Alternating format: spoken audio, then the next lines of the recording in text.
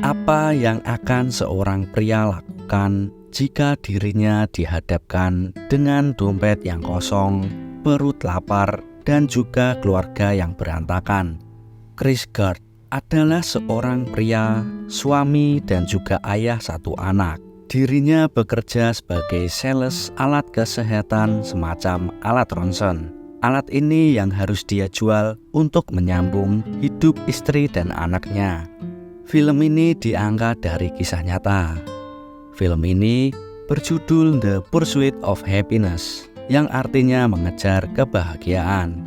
Film ini dibintangi oleh aktor Will Smith dan anaknya Jaden Smith, menceritakan tentang perjuangan seorang ayah untuk mencapai sesuatu yang disebut kebahagiaan. Untuk sampai ke sana, dia dihantam oleh kerasnya dunia, dikhianati dan diremehkan. Bagaimana perjuangannya? Kita masuk ke alur ceritanya bersama gue Gandhi. Let's go. Film ini diawali dengan scene seorang ayah, Chris Gardner, yang sedang mengantar anaknya Christopher ke tempat penitipan anak. Chris Gardner adalah seorang salesman yang menjual mesin pemindai kepadatan tulang, semacam alat ronsen. Sedangkan istrinya Linda bekerja sebagai buruh di sebuah pabrik tekstil. Setiap hari, Chris berusaha menjual mesin pemindainya itu dengan mendatangi beberapa rumah sakit dan menawarkannya. Tetapi, menjual mesin tersebut bukanlah hal yang mudah karena tidak semua rumah sakit membutuhkan alat tersebut. Selain itu juga, harganya yang tergolong mahal. Oleh karena itu, terkadang selama beberapa minggu, Chris belum berhasil menjual mesin tersebut. Suatu hari ketika Chris sedang berangkat kerja, ia melihat seorang pria yang turun dari mobil mewahnya. Chris bertanya kepada orang tersebut, apa pekerjaannya? Pria itu menjawab bahwa ia adalah seorang pialang saham. Chris melihat orang-orang di sekitarnya tampak bahagia. Tapi Chris berkata dalam hatinya, mengapa aku tidak bisa seperti mereka? Di rumahnya, terkadang terjadi pertengkaran kecil dengan istrinya karena masalah ekonomi keluarganya tersebut. Esok harinya, Chris memberanikan diri untuk melamar pekerjaan sebagai pialang saham. Tetapi bodohnya, ia menitipkan mesin pemindainya tersebut kepada seorang pengamen jalanan. Ketika ia sedang wawancara, ia melihat si pengamen membawa kabur mesin pemindainya. Chris pun segera mengejarnya, tetapi Chris tidak berhasil mendapatkannya karena si pengamen keburu masuk ke dalam kereta. Esoknya, Chris kembali mencoba melamar pekerjaan lagi di kantor pusat pialang saham. Si bos yang sedang terburu-buru mengatakan bahwa ia akan menghubunginya lagi nanti. Saat keluar dari kantor tersebut, Chris melihat si pengamen yang mengambil mesin pemindainya. Chris pun segera berlari mengejarnya hingga ke dalam bus. Kali ini ia berhasil mendapatkan kembali mesinnya itu. Saat di rumah, istrinya merasa kecewa dan putus asa dengan Chris yang masih juga belum berhasil menjual mesinnya itu. Kemudian, Chris berusaha menemui si bos pialang saham dan menanyakan tentang lamarannya. Si bos yang sangat sibuk mengatakan hendak pergi ke suatu tempat. Chris pun berbohong dan mengatakan bahwa ia juga akan pergi ke tempat yang sama. Dan ia pun nekat ikut taksi bersama si bos tersebut. Di dalam taksi, Chris berusaha mempresentasikan dirinya, tetapi si bos tampak tidak peduli dan sibuk memainkan Rubik Cube. Chris mengatakan bahwa ia dapat menyelesaikan Rubik tersebut. Awalnya si bos tidak percaya, tetapi akhirnya saat mereka sudah sampai, Chris berhasil menyelesaikan semua sisi Rubik tersebut. Namun saat akan pulang, Chris yang menyadari bahwa uangnya tidak cukup untuk membayar taksi. Ia pun nekat untuk kabur saat ada kesempatan. Sopir taksi itu pun mengejar Chris hingga ke stasiun kereta. Sialnya, saat Chris masuk ke kereta, tangannya terjepit pintu kereta. Dan akhirnya ia pun harus merelakan mesin pemindainya itu. Karena pulang malam, ia menelepon istrinya untuk minta maaf karena tidak bisa menjemput anaknya. Tetapi kali ini istrinya sudah habis kesabaran karena ia merasa Chris tidak bertanggung jawab. Ia mengatakan akan pergi bersama anaknya meninggalkan rumah. Chris pun secepatnya pulang ke rumah, tetapi istri dan anaknya sudah pergi. Tiba-tiba telepon berdering. Ternyata itu adalah si bos yang meminta Chris untuk datang wawancara ke kantornya besok lusa. Yeah. Okay, 415. Bye. All right. Yes. Thank you very much. Esoknya Chris bertemu dengan istrinya dan mengatakan jangan pernah membawa pergi anaknya seperti itu lagi. Istrinya menyalahkan Chris yang membawanya dalam kemiskinan dan ketidakbahagiaan. Chris pun mempersilahkan istrinya pergi untuk mencari kebahagiaan itu, tetapi anaknya tetap tinggal bersamanya. Saat di rumah, si pemilik kontrakan datang menagih sewa. Chris memohon untuk meminta waktu 1 minggu dan ia harus mengecat rumah si pemilik kontrakan tersebut.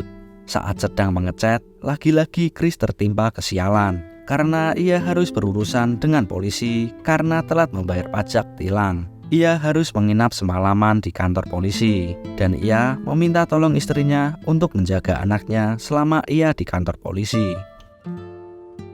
Esoknya setelah keluar dari kantor polisi, Chris segera berlari ke kantor pialang saham karena ia ada janji wawancara dengan si bos. Ia tidak sempat untuk pulang karena sudah hampir terlambat. Saat tiba di sana, para bos pialang saham terkejut dengan penampilan Chris dan ia pun menceritakan hal itu dengan sejujurnya. Para bos itu terkesan dengan sikap Chris yang jujur. Akhirnya Chris diterima menjadi karyawan magang di sana. Akan tetapi, masalahnya selama 6 bulan magang, ia tidak akan menerima gaji. Seminggu kemudian, karena kontrakannya sudah habis, Chris bersama anaknya pindah ke sebuah motel yang harganya murah. Ketika sedang mengajak anaknya bermain basket, Chris berkata kepada anaknya, "Jangan pernah biarkan orang lain mengatakan padamu bahwa kau tidak bisa melakukan apapun. Jika kau punya impian, kau harus menggapainya." Singkat cerita, Chris akhirnya berhasil menjual mesin pemindainya sehingga dia dan anaknya dapat bertahan hidup untuk sementara. Kemudian hari-hari berikutnya dilalui Chris dengan bekerja sebagai karyawan magang. Ia berusaha keras agar dapat diterima sebagai karyawan tetap. Hal-hal yang dilakukannya adalah datang lebih awal, menelepon sebanyak mungkin klien, dan memanfaatkan waktu seefisien mungkin dalam bekerja. Selama magang, Chris sering disuruh-suruh oleh atasannya seperti pembantu, membuatnya merasa rendah dan tidak dihargai. Tetapi dia tetap mengerjakannya demi menggapai impiannya. Suatu hari, Chris berhasil mendapatkan klien yang mau diajak bertemu. Chris harus menemuinya dalam waktu 20 menit karena si klien ada urusan lain. Chris segera bergegas menemuinya, tetapi lagi-lagi ada saja hambatannya. Salah satu atasannya menyuruhnya memindahkan mobilnya. Akhirnya Chris harus menerima kekecewaan karena ia terlambat datang. Esoknya, Chris bersama anaknya pergi ke rumah si klien yang kemarin gagal ia temui. Chris meminta maaf atas keterlambatannya kemarin.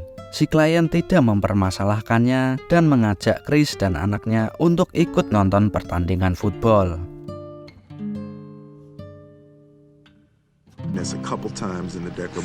Di tempat pertandingan, Chris mencoba untuk menawarkan investasi saham kepada si klien. Tetapi si klien tidak ingin membahas hal itu dan hanya ingin menikmati pertandingan football. Suatu ketika, datang surat pemberitahuan yang membuat dirinya kembali terpuruk. Itu adalah surat yang memberitahukan bahwa semua uang di rekeningnya diambil secara paksa oleh pemerintah karena Chris terlambat membayar pajak. Chris yang sedang bingung bagaimana caranya ia bisa mendapatkan uang lagi. Tiba-tiba ia melihat seseorang yang sedang membawa mesin pemindai. Rupanya itu adalah mesin pemindainya, di mana ia kehilangan mesinnya itu sewaktu ia lari dari kejaran sopir taksi dan tangannya tersangkut di pintu kereta. Chris segera mengejar orang itu dan berhasil mendapatkan mesin pemindainya. Namun saat hendak menjual mesin pemindainya itu, ternyata mesinnya itu rusak. Saat tiba di motelnya, ia terkejut karena barang-barangnya ada di luar dan pintunya terkunci. Rupanya pemilik motel mengusirnya karena ia telat bayar sewa. Chris lalu pergi ke stasiun dan bermaksud tidur di dalam kereta.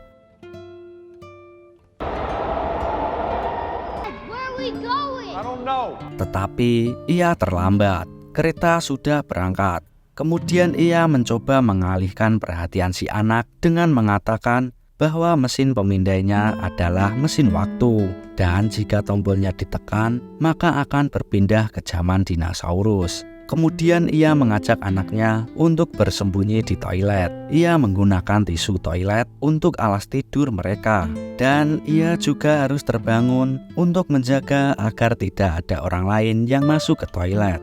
Esoknya, Chris pergi ke sebuah tempat penampungan sementara yang khusus menampung para tunawisma. Demi anaknya, Chris bahkan harus mengalami sedikit perselisihan dengan seorang yang menyalip antriannya. Saat semua orang tertidur, Chris terus terjaga dan memanfaatkan waktunya untuk memperbaiki alat pemindai tersebut. Kemudian dilanjutkan dengan mempelajari buku pedoman pialang saham. Dengan semua yang telah dilaluinya, membuat Chris terbiasa melakukan semuanya dengan cepat dan efisien. Hal tersebut membuat Chris berkembang cepat dibandingkan karyawan magang yang lain. Untuk makan, Chris pun terpaksa harus mendonorkan darahnya agar bisa mendapatkan sedikit uang untuk makan anaknya. Saat si anak sedang makan, ia melihat sebuah keluarga lengkap yang bahagia sedang tertawa bersama. Selesai makan, Chris pun memanfaatkan uang tersebut untuk membeli beberapa alat untuk memperbaiki alat pemindainya yang rusak. Singkat cerita, akhirnya Chris berhasil memperbaiki dan menjual mesin pemindainya itu. Hari ini adalah hari terakhir Chris sebagai karyawan magang. Tiba-tiba ia dipanggil ke ruangan si bos besar. Si bos mengatakan bahwa selama 6 bulan ini Chris melakukan pekerjaannya dengan sangat baik dan cepat. Sehingga untuk itu Chris dijadikan karyawan tetap, dan Chris pun terlihat sangat terharu karena dia merasakan untuk mencapai ini sangatlah tidak mudah. Saat pulang, Chris langsung memeluk anaknya dengan erat.